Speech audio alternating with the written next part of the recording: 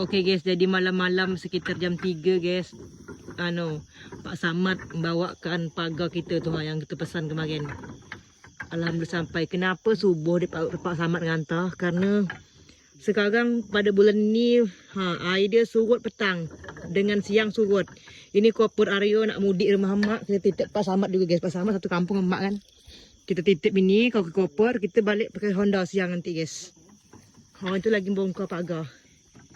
Air kalau siang tak ada guys, surut. Jadi paksa subuh. Pak Samad seorang hantar, luar biasa Pak Samad ni. Kerja keras tol.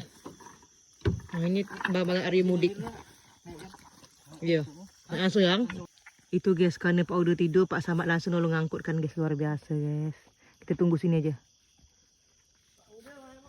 Pak udah tidur. Alhamdulillah guys, sampai sudah Pak Samad. Naik Pak Samad lu, naik lu. Naik lu.